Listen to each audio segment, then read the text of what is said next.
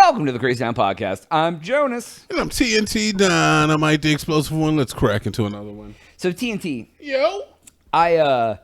when I was younger, I used to sometimes go to the Gentlemen's Club in Ohio when we lived there. Oh man, all right. Typical Jonas topic. We're gonna talk about strippers again. No. But this is an interesting thing. So the other day, I was talking to somebody about the one we used to go to in Ohio all the time, and I was like, "Oh, I wonder what's going on with that club," and it had closed, and I was like, "Oh, that's funny." And I found an article that said that this guy bought the strip club, and it says he tells the news he has no plans for the property as of yet, but one of the main reasons for purchasing it was to avoid having a strip club in the area.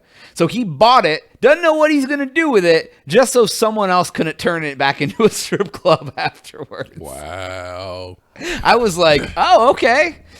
You know what, Jonas, man? Look, it must be nice to have that kind of money. I'll say that much. Or you're just like so rich, you're just like, you know what, I'm going to buy this so I can't have naked ladies in the area. Okay, I have mixed feelings about this, Jonas. First, I want to say is, how does this make you feel? What do you think when you hear this story? I think, what do I feel when I think of this? I think a few different things. First off, I'm like, people give a crap way too much about that is definitely a part about things. Second, I'm like, man, this guy really cares about his community and doesn't want adult businesses in it. And I'm like, but does that make him a male Karen? Because he's like he's like protecting people from themselves. He's literally white knighting his city. Yeah, right. Like, and then like when I was younger, I used to go there and they used to have cheap beer. We used to just go there and hang out and drink beer because it was cheaper than drinking at the bar. He's ruining the kids' good time. Yeah. So I mean, I don't know. I don't know. How does that make you feel? I definitely feel like this guy's an asshole. Like, cause he's white knight in the city. Yeah, man. Like, why you look, man? It was a nice strip club. You gonna buy it and shut it down? What kind of shit is that? Well, I mean, it was already shut down, but he just bought it so no one else could turn it into one. Okay, well, if it was already shut down, I ain't got no problem. I mean, it closed, and then when the building was for sale, he bought it to make sure no one else could buy it. I feel like that's kind of like some bull ass reasons to buy something, like just so. He has FU money, and he FU people who like adult entertainment. Yeah, but I mean, it was already closed. See, okay. So look, if it were open, if it was like a strip club, it was like girls. Oh, and he was like, "I want to buy this off you guys." Like, all right, and then he just like shut it down. Yeah, that would be a big douchebag move. Buying it and then being like, I don't know what I'll do with the land, but you know, at least there won't be a strip club anymore. It's kind of like, okay, you got every right to do that, but on the same note, like, you just bought it so it wouldn't be turned into a strip club. It's kind of like, So now it's just gonna sit there vacant. Yeah, why are you ruining everybody's good time? Not only are you preventing jobs for these young ladies, I agree. And these entrepreneurs and young men who would work here. There was no guys who worked there. They're bouncers. Sure. Bouncers, the accountants. Wow, you're gonna say a woman couldn't be the accountant? I'm just saying they couldn't be on stage. All right, fair. and obviously men are better with number than women. Whoa, don't say that. Jesus, that was a joke. Oh wow. Anyway, so I mean, that's I get it. I do. You don't want the strip club in your town, but to buy it with that being your primary driving force is a little nuts. Hopefully, it was not his primary driving force. I mean, that literally is what it said. It said he has no plans for it, but That's insane. He just didn't want an adult entertainment venue in the area. Dude, like, how high are your pants up on you? Like, how? Like, seriously. Guess the man's race. Guess he's Asian? I bet he's an old white guy. I bet he's Asian? I bet he's Asian. I think they were Asian. Wow. I don't know, man. It kind of irks me a little bit when I think of, like, people ruining people's good time. You know, Jones, let me tell you a story. I hate when people ruin people's good time. Anyway, tell the story. Can I tell you a story? I want to hear it. All right. I remember I was 17, 18 years old, right? Okay.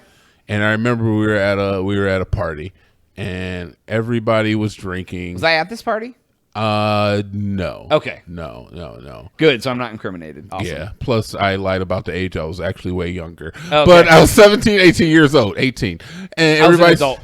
Yeah, I was an adult. And everybody was drinking, right? Wait, you were 21. Yeah, exactly. Yeah, I was 21 years old. Actually, age of consent for drinking should be age of consent. Age for drinking should be 18. You can die for the country. You can drink. All right. Anyway, I was drinking. Everybody was drinking. We were having a good time. One girl, she decided that she wanted to flash everybody, right? Yeah. So she does it, and everybody's like, "Woo!" Me being TNT Dynamite. Oh my god, this is the worst story. This is either going to be Did like. you white knight the party? I was like, "Look, young lady." Were you trying to get with her? Were you trying to knight her? You look, young lady. I was like, "You don't have to do that." You're better than just. Yeah, you shouldn't. You don't have to do that, man. You ain't got to be that type of person. And it's like, like the response I got from her was, "Shut the F up, old man. I'm having a good time." And the response, was she younger than you? No, we were all the same age. Oh. And the response I got from everybody else was, "Shut up, old man. We're having a good time." Wow. Did you just like sit there and enjoy it? And then I was like, "Oh, I guess I should shut the F up and just let everybody have a good time."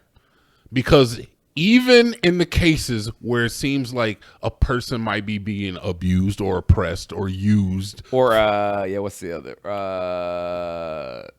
God damn, I can't think of the word that I'm looking for. Anyways, go we're ahead. old, man. It's fine. It happens. Or being taken advantage of. Exploited.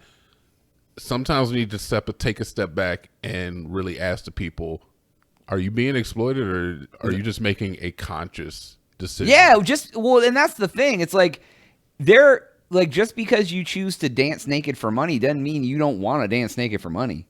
It doesn't mean you're doing it because you feel somebody's making you do it. Like, if you ask a lot of strippers, they'll be like, "I love it. It's easy money. I'm making tons of it. I don't mind. They have all the power. I get the attention that I need. I'm feeding my children. Fairly safe. I'm feeding my children with this. I'm going to school with this. I'm becoming an entrepreneur through this." And I agree is that it is probably one of the worst ways when you're in the sex field, the sex industry, the sex work industry, it's not highly looked on. And I have to say is that easy money is not always the best money. In fact, most of the time, easy money is the least best money. Is that? Well, yeah, because I mean, like, dealing drugs is easy money. Exactly. But there's a lot that comes with that. Yeah. You make a lot of money selling drugs. And not just necessarily like the illegality of it, the fact that you can go to jail, but and that you're ruining people's lives. Yeah, you're not necessarily helping anybody out. Yeah. I don't know where strippers really fit. But what lives are strippers ruining? I would say that they're not ruining anybody's life. I feel like that they're doing a service to lonely men to prevent them from like doing other things. On the same note, I don't necessarily want sex work to be synonymous with American culture. I mean, it is. It is, but that doesn't mean that we can't mitigate that. So we can't mitigate that to some extent. What I hear you saying is no one has told this guy in his life, "Shut the F up, old man. We're trying to have a good time," and he just trying to ruin the party, bro. Honestly, yes. And see, I'm speaking from both ends because I have to speak from both ends. Well, and you have been the guy. You've been that guy. Like, hey. Exactly. So when I say I don't want sex work to be synonymous with American culture, I mean that. But on the same note, I gotta sit the fuck down and just let everybody have a good time. I get it. Yeah. Well, it's like it's like we've all been at a party where like things are getting a little out of hand, and somebody's like, "All right, everybody just needs to stop drinking." You know, it's getting wild. I've never been to that party. I get to the party where everybody needs to chill the F out. Yeah.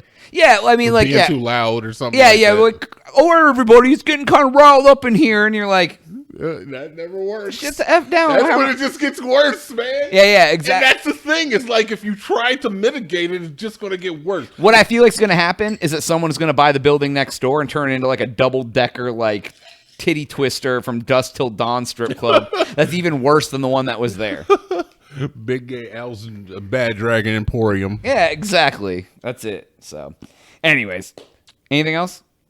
I mean, I could go for hours. Yeah, but When you start getting me talking about existential stuff, serious stuff, I can go for hours. Well, go to thecrazytime.com and see all the existential stuff we talked about. For Jonas. TNT. Yep.